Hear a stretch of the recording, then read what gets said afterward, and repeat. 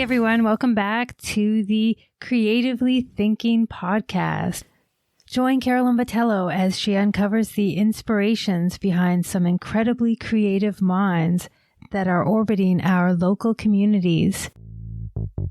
And today we have a guest with us, and her name is Gwen. She is a expressionist painter, and we will just get started right now. So I'm so happy we were able to get our schedules lined up so we could have this chat.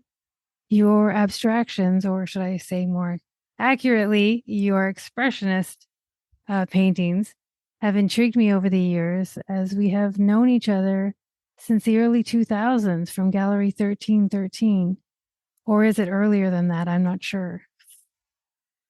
Okay. I've been at quite a few different galleries and cooperatives. Yeah. Just they kind of all blur together for a little bit. So can we start from your beginning?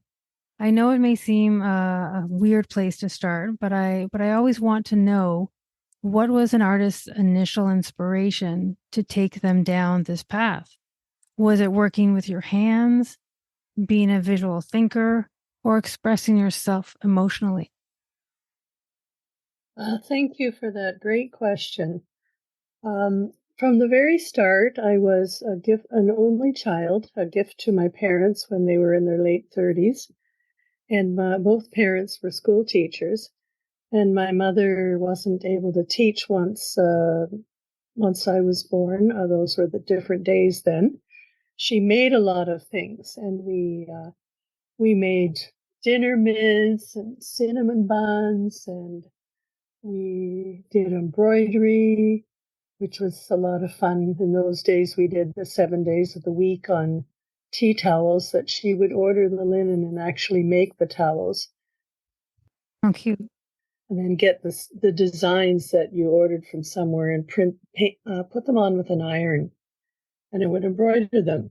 So that was my first taste with sewing. And we used to make clothes, and she always had a lot of paintings and quilts around, which she'd done before I came along, because she and her husband lived in a country house, and he went out across the fields to teach in the morning and light the stove and everything, as I say, different times. So my mother and I had a lot of time together. And in fact, when she passed away and I was with her, I wrote a poem called Her Hands. And it was all about all the different things she taught me with her hands, which included playing piano. And I was given the chance to try her other instruments. She had a Hawaiian guitar. Wow. And she used to paint from calendars of the time. That's what they did. They had lovely pictures. I have a painting of her still of Anne Hathaway's house that she did from a calendar. And that's my early impressions. Many artists inspired me later on. Would you like to know some of those, or will we hold up? Sure, yeah. For many, many years, I was very enticed by Matisse. I could see that. Yeah. I went to OCAD before it was OCAD-U, and when it was. And one of my favorite teachers was Graham Contry. And he got sick periodically and had to have surgery. So his friends came in. And so I was fortunate to have as teachers Gordon Rayner, and a brief session with Paul Sloggett. One day when Gordon came in, he looked at my work and he said, Matisse's cutouts are not the way they look in books. It's not just one cutout. If you go up close, there are layers and layers of painted paper put on until he gets the right effect. And he said, there's a show on in New York right now, and it would be lovely if you could go to see it. So I was working at the time, and I couldn't really afford to stay over, and I got the day off. I pre-booked my ticket. I flew down, got a cab to the show, saw the show, went back to the airport. And it really made a difference in my life to see them. And they were huge paintings, and you could see the many layers. So that was a real adventure. At other points in my art life, I studied with Brian Smith, who was a portrait and figure painter. And he said to me, your drawings are very strong. They remind me of Katz Kollwitz. And there are many ways to say her name, but a German artist who worked during both wars. So I thought, well, I tend to research everything. So I went out and got all the catalogs I could and read them and saw everything I could about her. And then I did a show in 2011 of black, white, and gray drawings of just figures inspired by her work. Mm-hmm. The reason, yes, I've always been interested in Expressionism because I've loved the German Expressionists from way back. And I used to study Munch. And also, there's a museum I went to some years later in New York City called La Galerie Neu, or Neu. It's New Gallery in English, but it's about a half a block from the Metropolitan Museum of Art. Mm-hmm. And it's a beautiful building with paintings of all the famous paintings, including the one the movie was made about, a Klimt painting. Mm-hmm. So all of these little things build up layers in my sort of knowledge and intuitive toolbox within me, I think. Into your consciousness. Yeah. And I also followed greatly and went to exhibits where possible of the abstract expressionists. I did a series a few years back called Niagara Falls in Winter, and I had some really large paintings. And I started with some small sketches in different media. And then one night after dinner, I took one of my pen and inks, which I'd had enlarged to about 4 feet in width at Staples, and I put a grid on it, which I don't often use, and transferred it to a large canvas with a black paint on a brush. My intention was to do a black painting and then let it dry, and then do glazes of color to replicate the illumination of the falls at night. But once I had done this painting, I said, it's finished. I remembered that I'd been to the ABEX show at the Art Gallery of Ontario, and I took my granddaughters when they were quite young to that as well. And one of them said to me, Grandma, I listened to the video and Jackson Pollock did not do sketches first. He just started painting.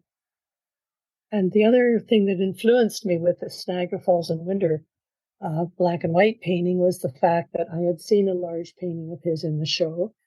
And there was a note at the side saying, Jackson saying, I have taken to drawing with paint. So I thought, well, connections like that to history I find usually long after I've done the work. I don't think of these things at the time. They just come intuitively straight out of me. Mm-hmm. Mm-hmm. Which is the reason I don't really use music in my work either. I want to hear what's going on inside me. And that music distracts me, and I know it affects what I paint because I'm very sensitive to everything. Mm-hmm.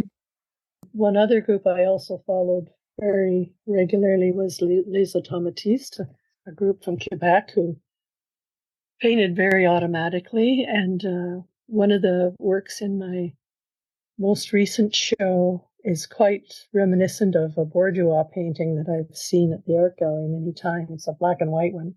But this one was in gold and red and different colors. And I generally paint from my shoulder. I put gloves on, I put my hands into the paint, and then I do the gesture across the canvas. To protect your hands with those gloves. Yeah. Yeah, well, what protection you can. Years ago, it had been suggested if you're doing drawing in charcoal, definitely protect yourself. And there's a barrier cream you can use too, which I used to use when I was drawing. Mm-hmm. My hands became my brushes. Yeah, that's great. I think that's a good start for inspiration. Yeah.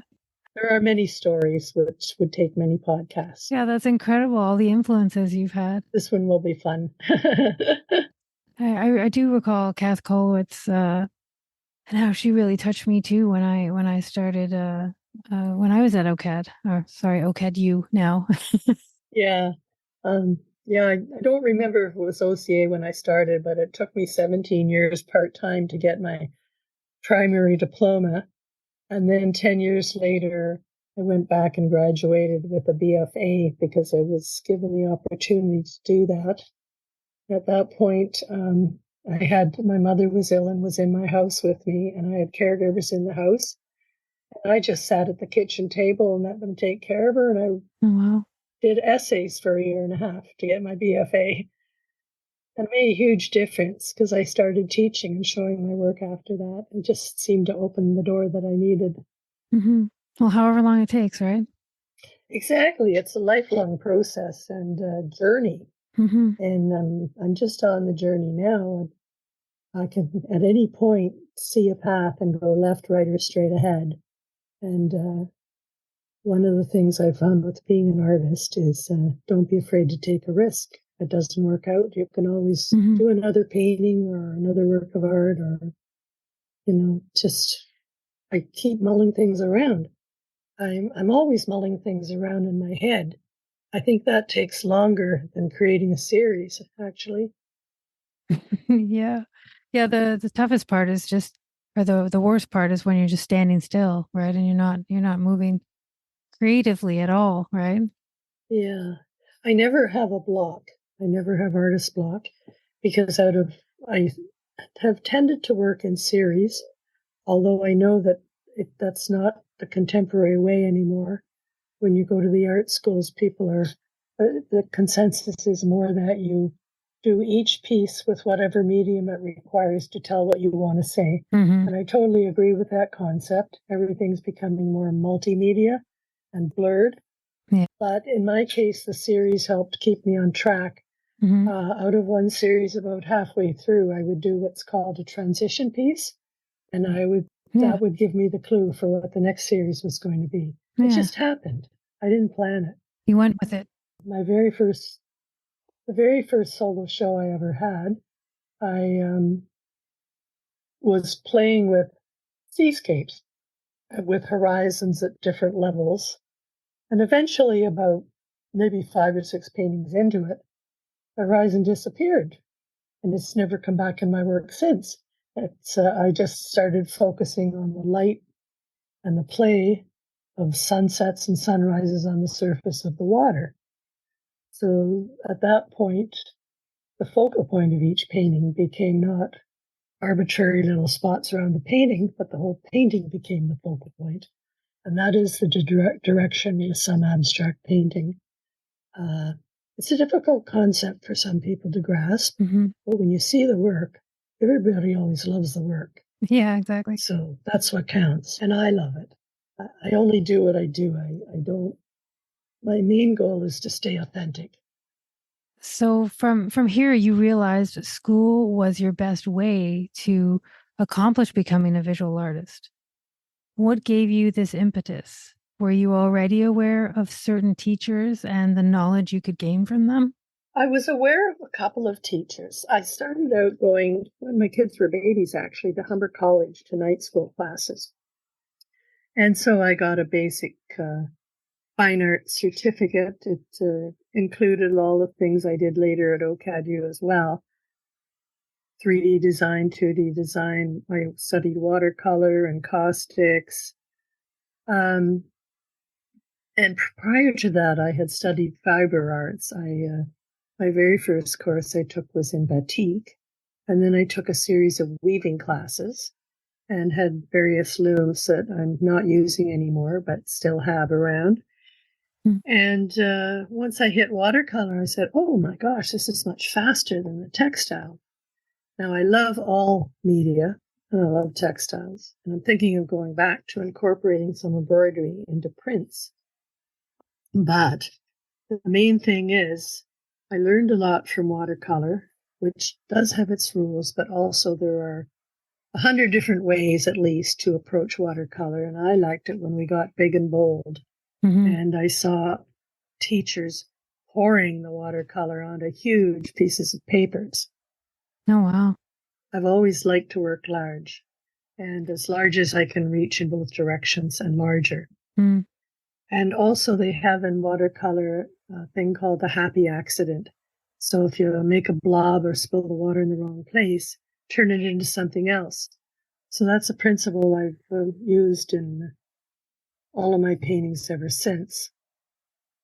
I did do some oil paintings for a couple of years in art school, but I found it really wasn't that good for my health. I tend to have had chronic bronchitis and sinusitis all my life.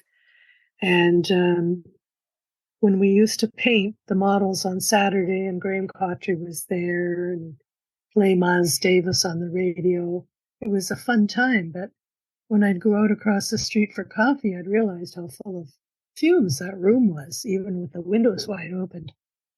So after a couple of years, I decided to experiment myself into how to get same and similar effects with acrylics. And I think the trick with comparing acrylics and oils is don't, because each medium has its own little tricks and tools. And one big thing I've learned in painting is that the materials will sometimes tell you what they want to do.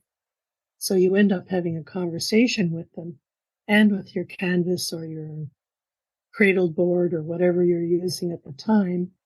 And you may have an idea of what you want to paint, but if the paint wants to do something else, then you have to be able to take that happy accident and move with it. Mm-hmm. So one of the big advantages I found about going to art school was meeting friends and teachers with common interests. And I really wanted to get inside their psyche. And back to your question, was there any teachers I wanted to study with? I wasn't really sure if I wanted to go to art school. I was taking courses with some fabulous teachers at a place called the Etobicoke Art Group. And Dennis Cliff and John Leonard and lots of people came there. And Meredith Barry came to do some holograph printmaking, and her son Jay came. And Robert Temachuk, who's now in Waterloo, I believe. So I met many famous artists before I ever went to art school. But I decided to make a start. So the first course I took was printmaking, and I met a woman named Elizabeth Forrest, and Olga Phillips working in the class at the same time, and she later became one of my teachers as well. But the teachers whose work I knew of before I went were Graham Cawtrey, Gordon Rayner, and there were a group of them, but I saw their work at I think it was the Isaacs Gallery that used to be on Yonge Street until it moved into Yorkville. And I saw Graham's work and how he was dripping and doing the figures, and I said, I want to paint like that guy. I want to meet this guy. I want to get inside his head and see how he feels and thinks. Mm-hmm. So to me, like learning the skills of painting, you can learn them these days. You can learn a lot on YouTube videos. Yes. But in the old days, they used to have a set of paperback books called the Walter Foster series. And it's like how to paint a tree, how to paint a portrait. I used to have a bunch of them. I think I tossed them or gave them away at somewhere in my process. Mm-hmm. But I have met a couple of friends that were artists that have become lifelong friends from my early days of life drawing in Graham Cawtrey's classes. One of them encouraged me to start teaching because I had such a nice way, she thought, of explaining things to people. And then I finally realized it took me years to figure out if I wanted to teach and what and how. So I eventually did. Mm-hmm. It was when I joined a cooperative in Brampton that I was on a committee that designed workshops and invited artists to teach. And one of the founding members of Beaux-Arts Brampton, Paulette Murphy, said to me, well, that sounds like a good idea, Gwen. Why don't you teach it? So that's when I started teaching. And my parents were both teachers, so it just kind of seemed to come naturally to me. Yeah, it just kind of fit. Yeah. So that was, I designed my own course curriculum, and it just, it's simple. People can get all frightened and scared of abstraction, but it's really very easy. If you take away all the riffraff and write it down to the essentials and boil it into some concepts, and then just use those as guidelines like anything else. The rules are just there to help guide you, and you can blur them and change them if you can figure out how to make it work. Exactly, yeah. And we'll be right back.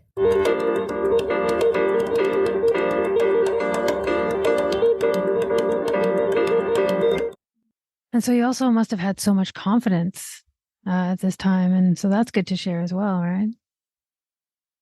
Well, I was raising little children at home, Mm-hmm. and it started out, yes, I always wanted to do this, but it started out, it was my night out of the house once a week from screaming babies. Oh, that's funny.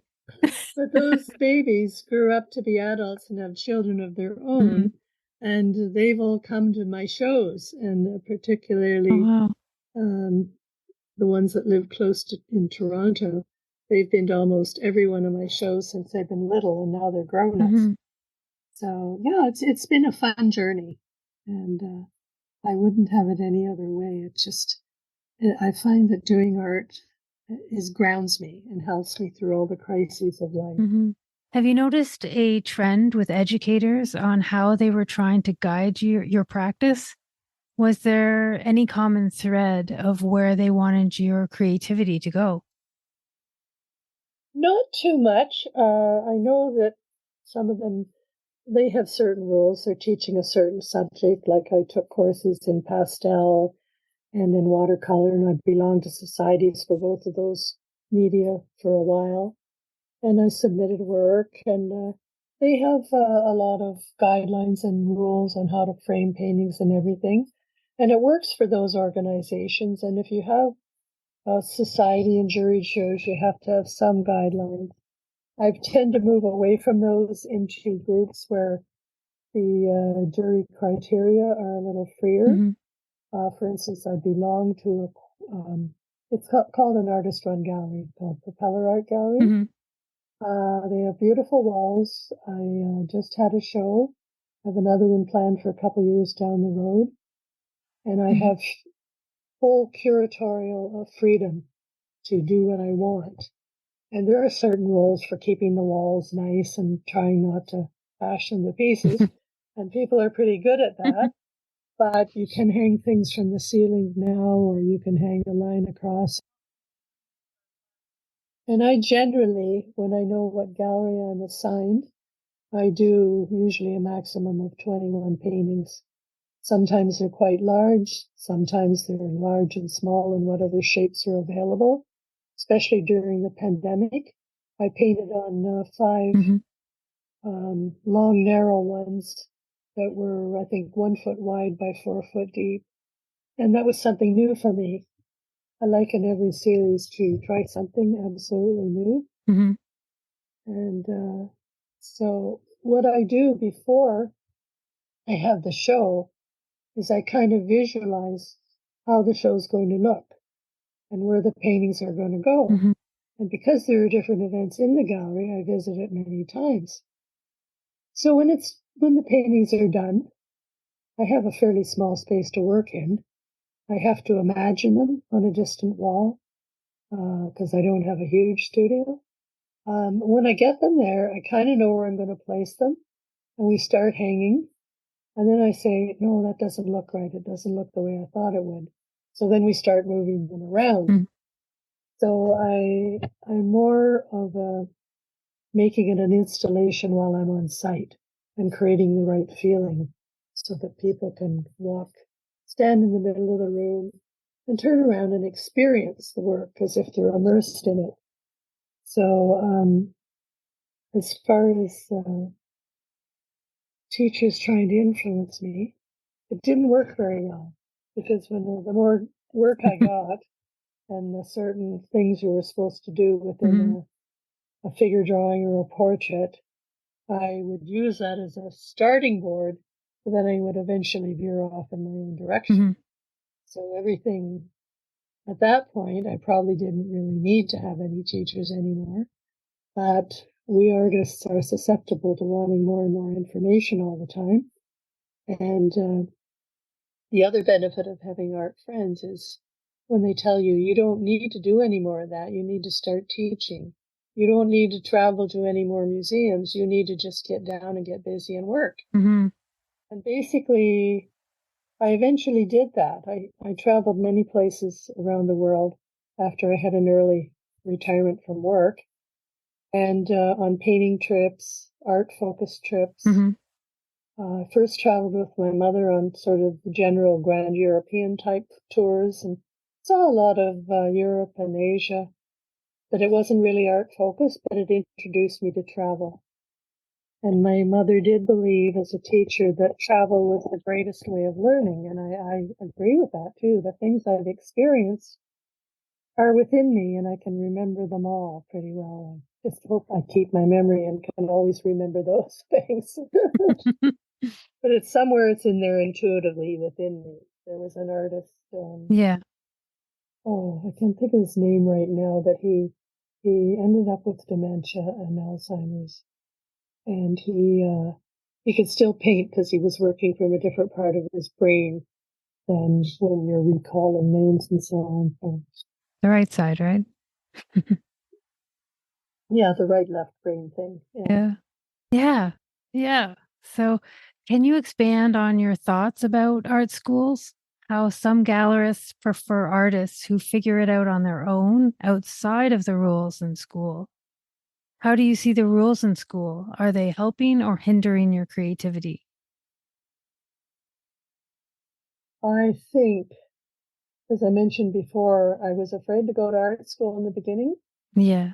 I had my own sense of color and I didn't want the color theory to destroy that. Mm-hmm. But I managed to get through the color theory course. And there are parts of it that I use to this day. And it's more along the side of the Fauvist tendency for bright colors and there's a principle of inherent values where if you could do a painting with the grayscale and then put those same values of color on top of that.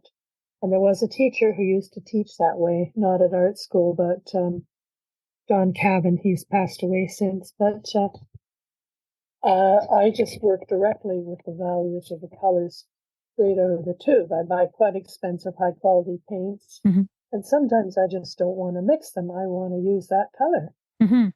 But if I'm doing a series where I want to blend, I'm perfectly capable of doing it and have done it. Mm-hmm. So it's a matter of pulling out the tools you need for the specific work and series. Mm-hmm.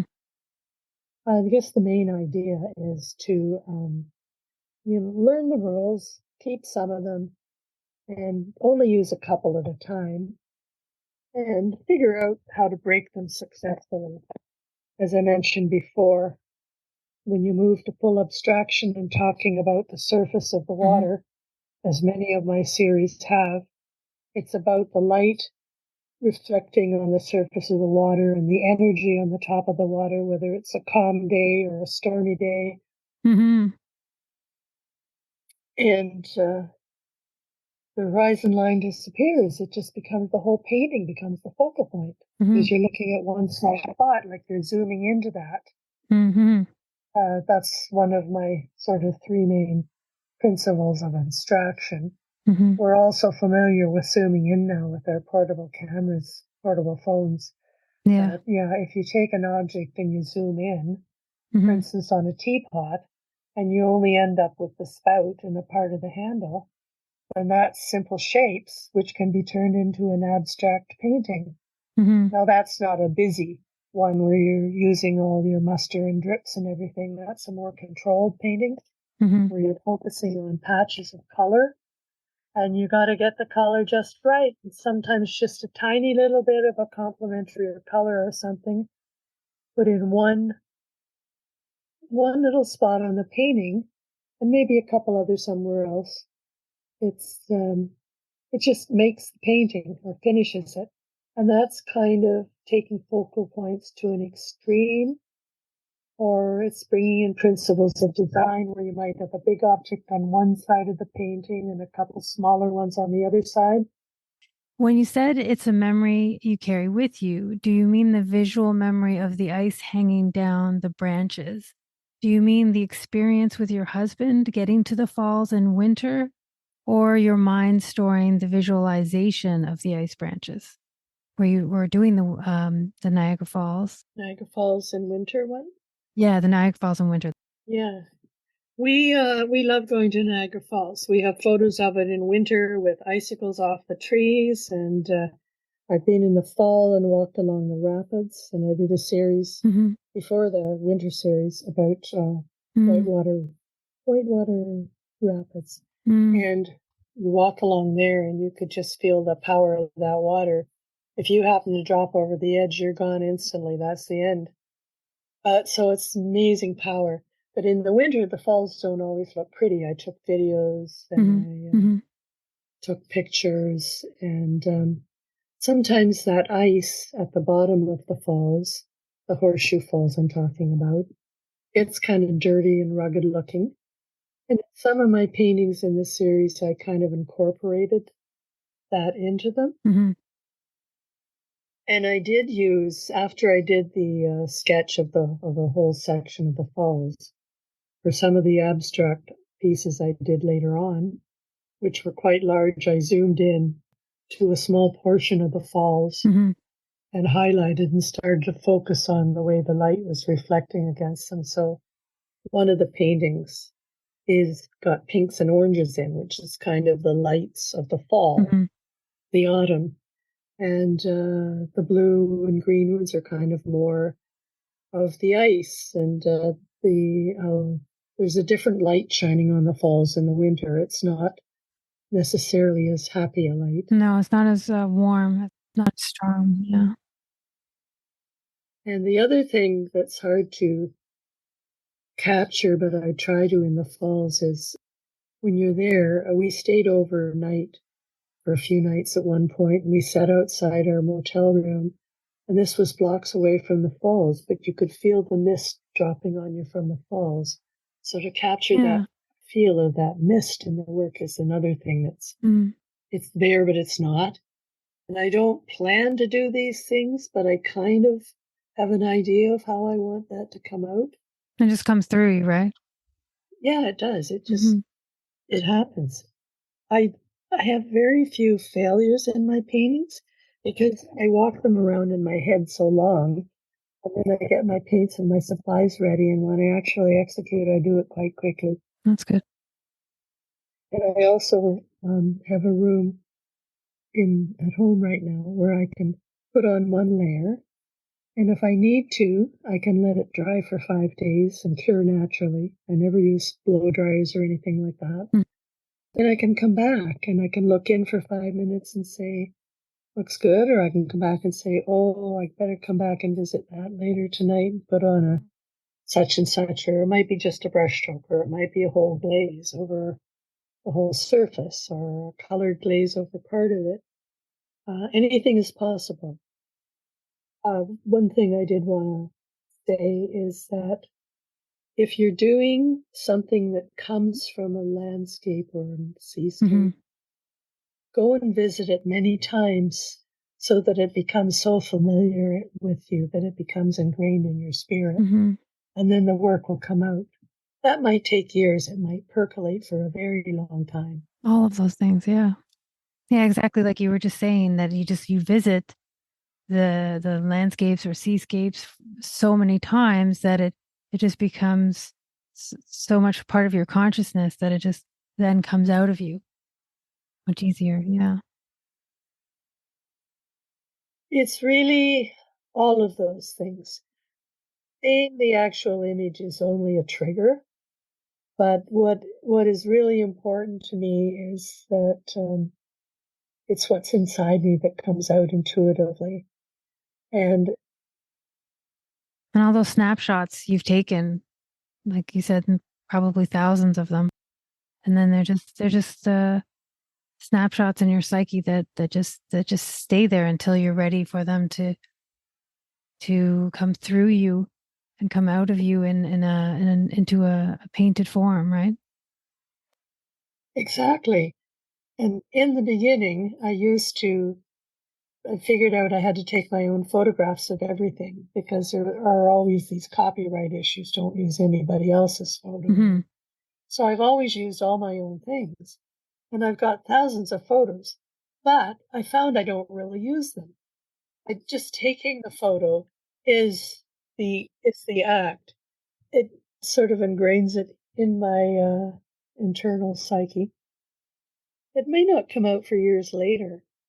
So I've been going to the falls for many years. It wasn't till one day I said, hey, I'm ready to paint about these. And that's years later. So it settles within you, or percolates, as they say, until it's ready to come out. Mm-hmm. Yeah. And what they are is a lot of artists now are showing their photographs. I had never thought of that. It was just part of a process. Like for me, it was a journal because I've never journaled a lot. I'm not one of those people that sits down and journals every day and does little sketches. I do them periodically and for certain series. And right now I'm working on some printmaking with small prints. Mm-hmm. And printmaking has become easier in many ways. I love working on the traditional copper plates, but copper's become quite expensive.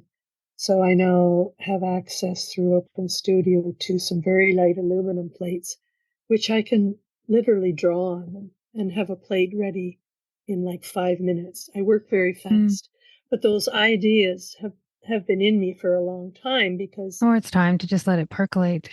Mm-hmm. Mm-hmm. they were used in my last show, and I just took something from that and created some new work. So I have 2 plates ready for when the next time I go, I can just play around different colors and try things. Mm-hmm. Mm-hmm. Yes. And I have an entirely new idea, which I haven't totally worked out yet for what I might show the next time, because I'm primarily an acrylic painter, but I also have worked in many different media. So it's a matter of knowing when to bring those tools forward and use a different media to express something. Yeah, it must be also part of how you were saying that you're painting with your shoulder. It's like a whole, uh, like the whole movement of painting is so large on these larger works that that's most likely how the musicians can see the movement and the energy and just the spirit of the whole painting coming out of the paint, right? Yeah, I'm just going to play with it over the summer. Mm-hmm.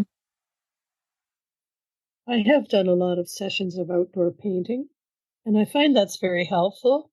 And I do a lot of Yeah, sketches, but I don't often work up large paintings from those sketches. They just are what they are. it's an exercise for you. Yeah, yeah. Keep the hand-eye color process available. Yes. Practice. Like I used to be a pianist when I was young. You had to practice those scales every day. And it's very complicated music. So I don't listen to music when I paint, but I think people have told me it comes out in my work. I don't try to put it there. It just is there sometimes. Yes, and a lot of artists I know are musicians, and they would come in and they can definitely see and feel the rhythm in the works. Absolutely. And I can remember when I was in art school, I used to get these canvases, 3 feet by 4 feet, for life drawing, and Graham Cottrey would come along and say, "Yeah, that's the right size for you. It's as far as you can reach in both directions." But I always wanted to go larger than that, and I have since then. But I have a huge easel that I can put bigger ones on. But I can't go as big as some of the artists I know, like who have these giant studios and do 5 foot high by 9 foot long paintings and more. And I would love to do that someday, but one has to know one's limitations and what will fit inside one's vehicle when getting them to a show, unless you're prepared to pay for shipping to get them to the show. Yeah, exactly. We need to know our limits. Yeah, there's a few boundaries, but not too many. Yes. Yeah, there's just a few. When you described yourself as wanting to become more of a sculptor, do you see this as a reaction to your chosen medium or more as an expansion of your expressionistic style in 3D perspective? Well, I don't think I really meant I wanted to be a sculptor over being a painter. I've always done some sculpture. At art school and at Central Tech, I went and did some large figures, and I did a smaller bust that I really love. The big figures, I just can't work that large, so I would need to work with someone on that. But I do like the hands-on part of sculpting. And we'll be right back.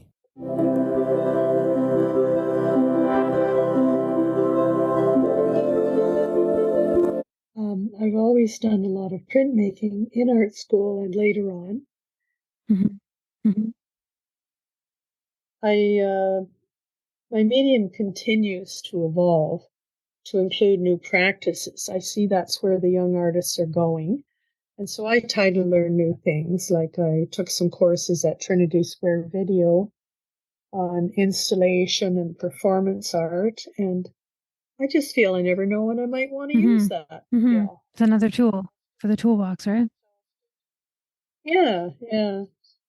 So, and I go to galleries, and Gathy Falk was at the McMichael recently, and she has done a lot of sculptural installations, plus she did piles of fruit and the shoes. She did shoes in cases, and knowing about someone is one thing, but seeing the work is what is the mind blower. Exactly.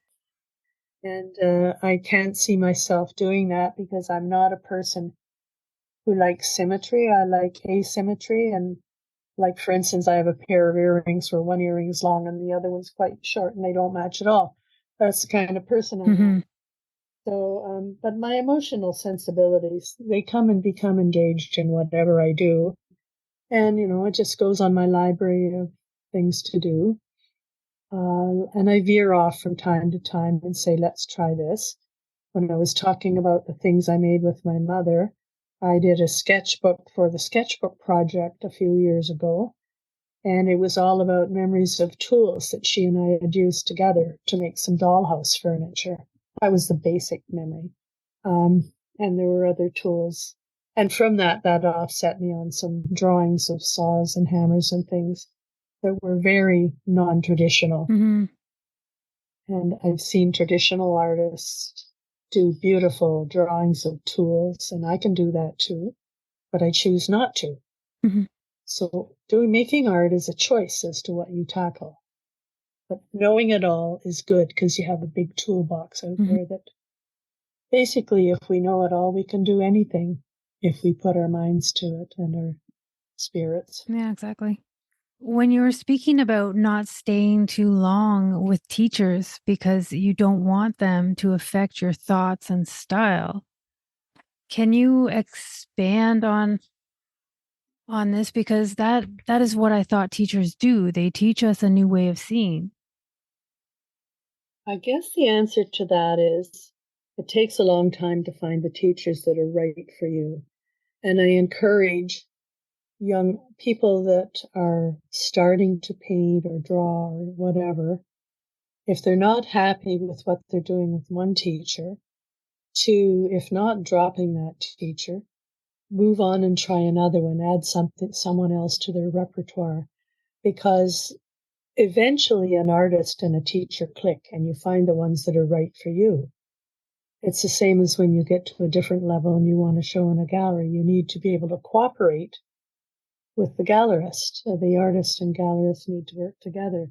So with students, yes, I'm fiercely independent as far as an artist is concerned, and my main goal is to be authentic.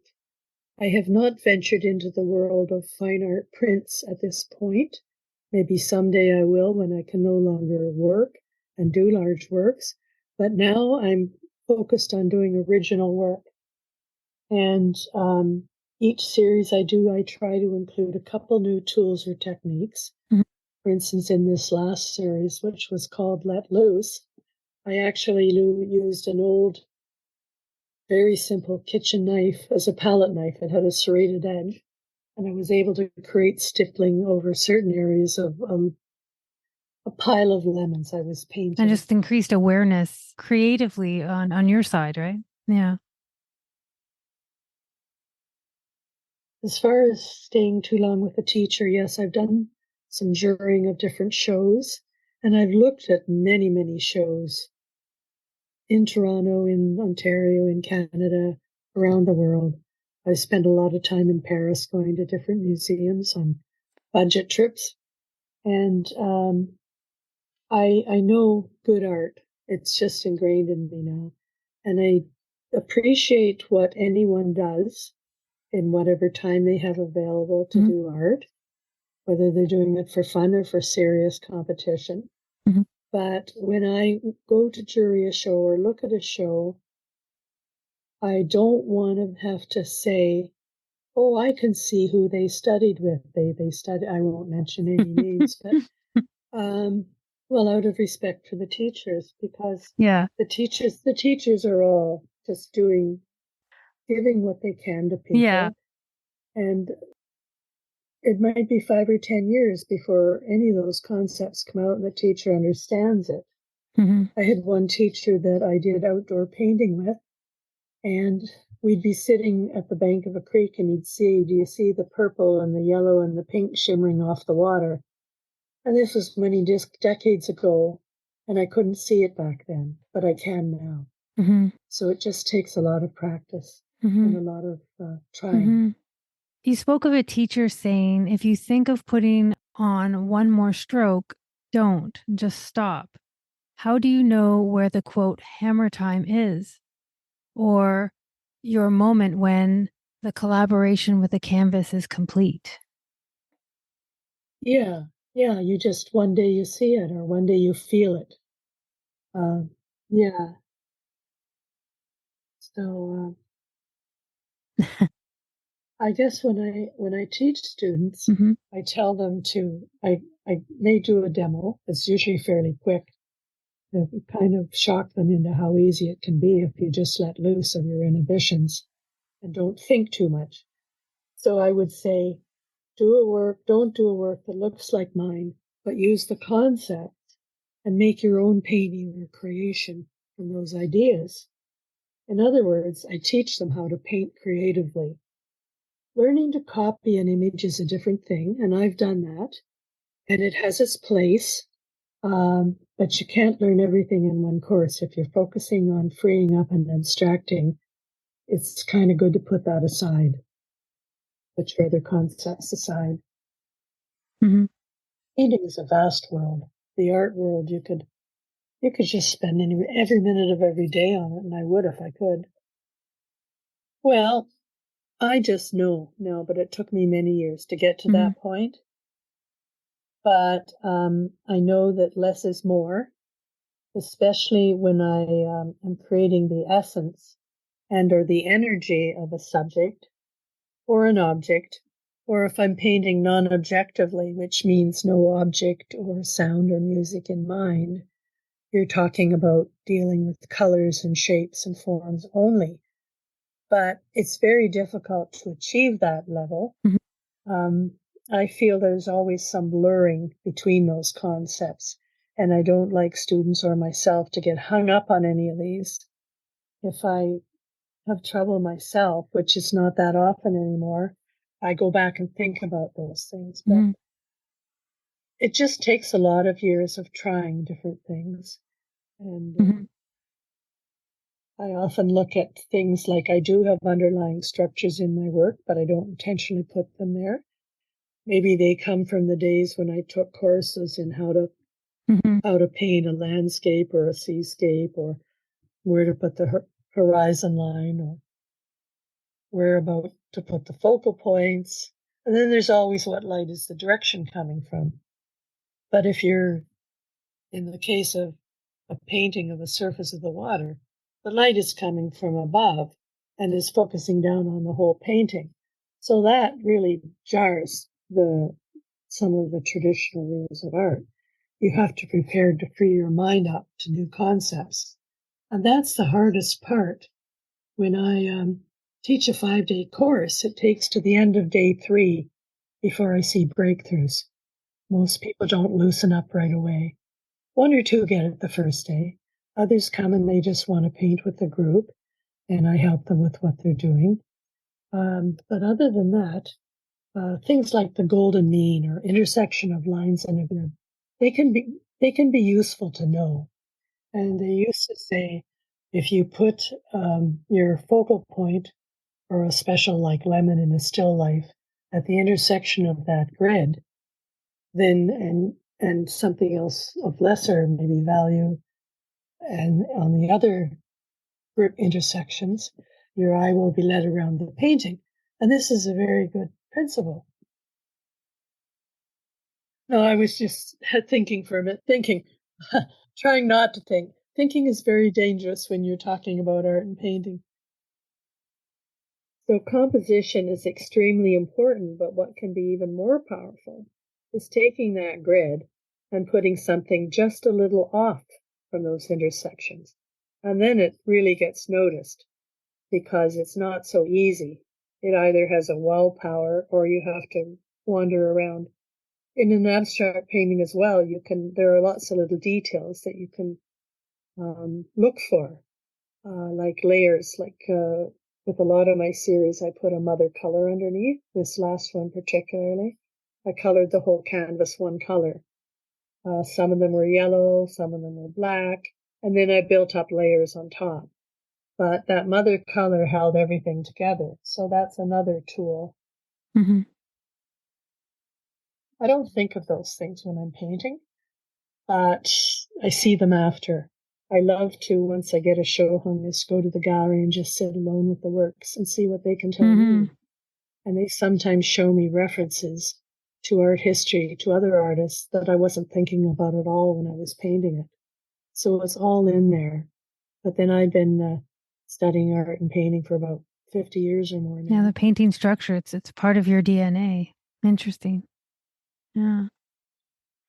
Yeah. How did you get to this point of the conversation with the canvas? Was it from years of experiencing that precious moment between artist, paint, and canvas, where it becomes alive with its own energy as you move with the medium? That's a difficult question to answer, but I think it comes from just having many different teachers, not only in art school, but out of art school in later years. After I graduated from art school, I wanted to expand my horizons further. So I started looking at artists on the net and found artists that I was drawn to. So I would read about them, then I'd order their DVDs. And if I liked what I heard, then I would pursue it further and find out where they were teaching workshops. And in a couple of cases, this led me to courses in the US. One up in the mountains of Colorado with Stephen Quiller. Another one, I went to Arizona to learn about finding my style from a guy called Skip Lawrence. And then I went to Hudson River Valley Art School to study with Robert Burridge, and he was a great painter on loosening up and doing big paintings on the floor and pushing paint with brooms. Yeah, it's fun. And we have a very famous Canadian artist, Lila Lewis Irving, who's still alive and painting. And I took several courses from her and enjoyed them very much. And hers is what she calls pure abstraction. So she has a place in her studio where she pours some paint for a few hours a day and then watches it dry or see what direction it goes and may guide it. And when I took from her, we did very basic exercises on first quarter pages of watercolor on just simple shapes, maybe 4 to 5 shapes in black, white, and gray. Or we worked in black and white for about 3 days. And then after that, we went to a half page, and then we went to full page, and then we moved into color near the end of the course. So those are all exercises, but they're exercises that give you the structure to loosen up and forget about them. So, and I had great admiration for her. I studied 4 different times with her, but she used to joke and say, you people don't need me. And maybe we did, maybe we didn't, but we enjoyed working with her and doing things together, and it gave us a focus. So I never like to get too tied down to anyone. So I always at some point know that I want to learn something else to make my work unique.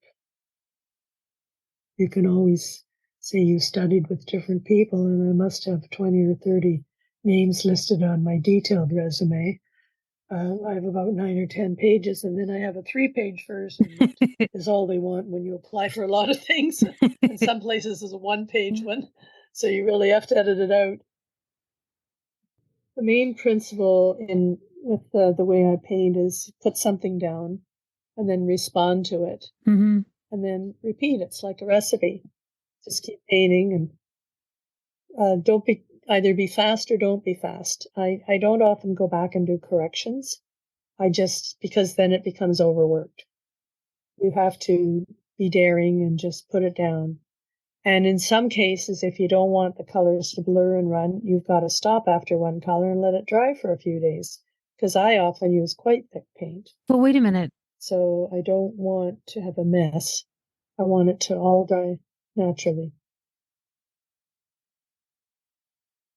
But wait a minute. Don't you do glazing too? And so that creates like multiple layers.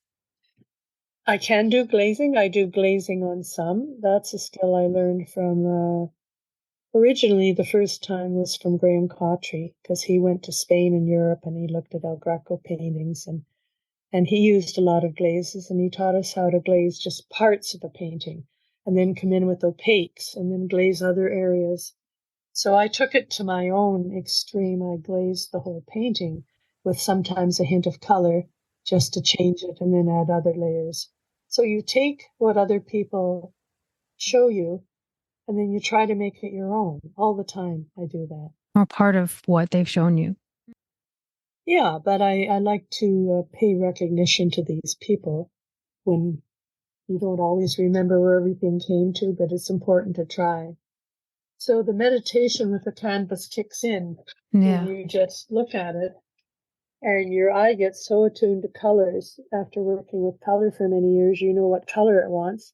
Sometimes it may be a complement that it wants. Yeah, exactly. And then, of course, there's the realm of tertiaries, Mm-hmm. which is available for accents.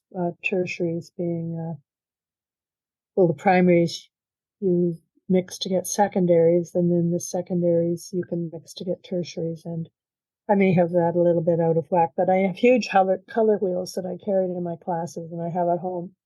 That if I want the exact reference, I can go and check it. When you spoke of assimilation of your travels and your suitcase of tools to advance your art career in your Let Loose catalog, what were the ones you chose to focus on currently? Did you notice if any experiences somehow fit easier and or better with certain techniques, or was it trial and error? I kind of knew what I was going to be doing. I had the year before been working on just some sort of happy pandemic experiments.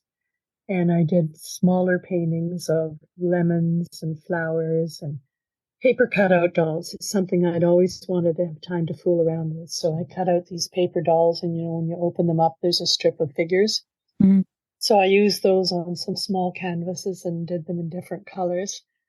So out of those came the figure series. First tool I used was a mother color. So burgundy was the color that was underneath the figures. Mm-hmm. And I also experimented with metallics, and acacious iron oxide has some texture. And I had a gold paint. I had some silver as well. Mm-hmm. I put down a mother color of burgundy and made sure some of it shows throughout the painting. And then I used a acacious iron oxide, which is a textured painting. It's kind of like a color of pewter. And then I had some silver and some gold. And so I made these figures. I don't really consider they're from the dark side. They're just kind of from an introspective side of me. So I did about 5 or 6 of those. And those came out of my playings around a year ago and a show I had that related to Kolowitz many years ago. So everything comes back and around. And this was the time it did. Mm-hmm. And the long, narrow ones, I painted black because I had some little pictograms, and that's where the paper dolls came in. My grandson looked at it and said, "Oh, those are stick figures." And they were kind of, but I used gold and silver. Mm-hmm. Kept it to the essence. Mm-hmm. Mm-hmm. Other tools I used were the old kitchen knife that I mentioned. I used that as a palette knife near the surface. I used my gloves and hands to draw red shapes outside the lemons. This was not going to be a traditional still life, although I love lemon still lifes. Mm-hmm. I found one recently in a new book about Lucian Freud called Love Letters, I think. And it was letters that he wrote. And I found this beautiful lemon painting, which is removed from his figure work. Mm-hmm. But I also knew Ross Mendez at OCAD showed us the work of Donald Salton, who did huge prints of lemons, mostly lemons, but other fruit as well. Yeah. So I've been obsessed by lemons for many years. They're your favorite fruit. Yeah, I love lemon pies, lemon cakes. So I used my hands as my brushes. When I put the gloves on, my hands become the brushes or the direct communication with the canvas. And the other thing I did on the final accent on that, the one of the peaches that's on the show cover, was I looked in my box of tubes. I collect these different colors. When I see them, when I walk into an art supply store, it's like candy. And I say, oh, yes, I've got to use that color in something. Mm-hmm. So I had this one. It was kind of a pinky coral. So I used that for the final accident. And that was straight out of the tube. And I applied it, pretty sure with my fingers. Yeah, for the accents. I feel it was my best painting. It was the last one I did of the series. So it was number 21. Well, there you go. That must have been it. Yep. That was the one to finish off the series. Well, great speaking with you today, Gwen. Oh, my pleasure. It was really nice. Yeah. Yeah, really nice to hear your thoughts on your artwork and what inspires you and just we should do this again because I'm sure there's, like you said, there's so many different podcasts we could do about really everything. Well, yes, there is. And I have stories about many trips I've been on and how they influenced me. I went to India 4 times after I retired from work. And out of that, it was many years before a series came out that I realized it was about India. So I had a series called Indian Variations, I think I called it. So there's all kinds of things, and new things will happen. So thank you very much, Carolyn, for this opportunity to share my work and my feelings with other artists and listeners. No problem. Yeah, no problem. So, that's it for our podcast with Gwen Tooth today. And thank you again for all that you were sharing with us today. And look forward to talking to you again in the future. Same here. It was a pleasure. All right. Thanks so much, Gwen. Take care. You too. Okay. Bye. Bye for now.